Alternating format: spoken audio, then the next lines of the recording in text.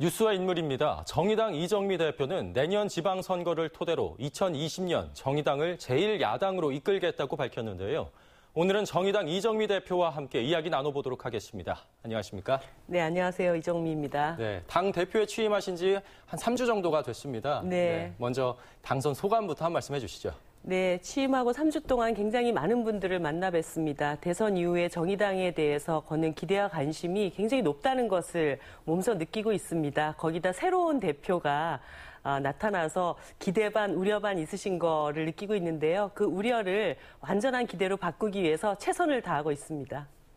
목포 신항에도 다녀오신 걸로 알고 있습니다. 네, 세월호 문제 해결과 관련해서 당 차원에서는 어떤 노력을 하실지 이 부분에 대해서도 한 말씀 해주시죠.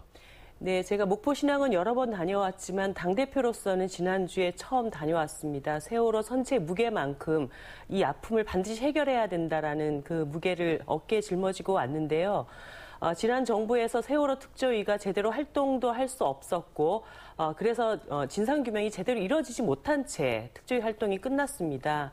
정의당 윤소아 의원께서 세월호 특조위를 제2기 활동을 할 수 있도록 지금 법안을 내놨습니다. 반드시 이것이 통과되어서 세월호의 모든 진실이 밝혀질 수 있도록 최선을 다하겠고요. 무엇보다 중요한 것은 아직까지 가족의 품으로 돌아오지 못한 많은 미수습자분들을 꼭 다시 가족 품으로 돌아올 수 있도록 모든 협력을 아끼지 않겠다는 약속을 드립니다. 네, 현재까지 문재인 대통령의 국정 운영을 평가해 본다면 몇 점 정도 주실 수 있을까요? 대통령의 초기 행보가 이제 국민들과 굉장히 소통하려고 노력하셨고 또 인천공항공사를 다녀오셔서 우리 사회에 굉장히 심각한 문제인 비정규직 문제를 앞서서 해결하시겠다 이런 의지를 보이셨을 때 저는 여러 정당 중에 가장 높은 점수를 드렸습니다. 한 90점 정도 되지 않는가. 그런데 요 근래에 문재인 대통령의 중요한 두 가지 결정, 특히 사드 배치를 추가로 진행하겠다는 것과 한미 FTA를 실패로 이끌었던 김현종 통상교섭본부장을 임명했던 문제, 이것을 보면서 그다지 높은 점수를 드리기가 좀 어려운 상황이 됐습니다. 대미 관계에서 무엇보다 중요한 것은 우리의 국익이고 국익을 중심으로 대통령께서 이 문제를 꼭 제고해 주시기를 부탁드립니다. 네, 정의당이 정부가 추진하는 정책들에 대해서 찬성표를 많이 던지다 보니까 일각에서는 야당 본연의 역할을 못하고 있는 게 아니냐 하는 이런 지적도 있습니다. 어떻게 보십니까?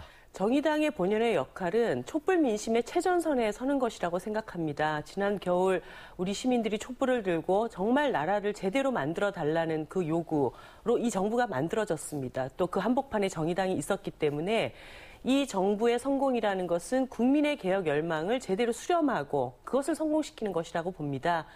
그것을 잘해 나갈 때는 협력할 것이고 그것이 국민의 민심, 촛불의 민심을 배반할 때는 강력한 비판자 역할을 하는 것이 정의당의 임무라고 생각을 합니다. 네, 목포는 어떻게 보면 다른 지역에 비해서 정의당 지지층이 많은 편인데요. 동의하시는지 궁금하고요. 또 내년 지방선거에도 자신이 있으신지 궁금합니다. 네, 이 목포에 일단 지역구 활동을 열심히 하고 있는 윤소아 의원님 계시고요. 그리고 이전에도 많은 지방 의원들을 목포 시민들이 선택을 해주셨습니다. 지금 이 호남 민심이 전체적으로 요동치고 있고 정말 강력한 이 제대로 일하는 진짜 야당을 선택하겠다라는 의지가 굉장히 높으신 걸로 제가 알고 있습니다. 내년 지방선거에 잘 준비된 지역 일꾼을 정의당이 선보이겠습니다. 많은 지지를 해주실 거라고 믿고 있습니다. 네, 마지막으로 전남 지역민들에게 앞으로의 각오를 포함해서 한 말씀 해주시죠. 네, 2016년 총선에서 너무 한 당에 몰아줘서 기득권에 연연하고 정치가 발전하지 못한다라고 하는 호남 민심의 선택이 있었습니다. 그래서 다당제 구조를 만들어 주셨습니다. 이제 집권정당 이외에 다른 정당들이 다 비슷비슷한 지지율을 가지고 경쟁을 하고 있습니다. 하지만 문재인 정부 오른편에 나머지 야당들이 있고 문재인 정부 왼편에서 이제 국민들이 바라는 강력한 개혁 열망으로 이끌어 나갈 수 있는 유일한 정당이 정의당이 있다고 생각합니다. 지난 총선의 선택에 맞게 다당제 시대에 걸맞게 진짜 야당 역할을 해나갈 수 있는 정의당에게 내년 지방선거에 꼭 많은 선택을 해주시기를 부탁드립니다. 네, 지금까지 정의당 이정미 대표였습니다. 네, 감사합니다.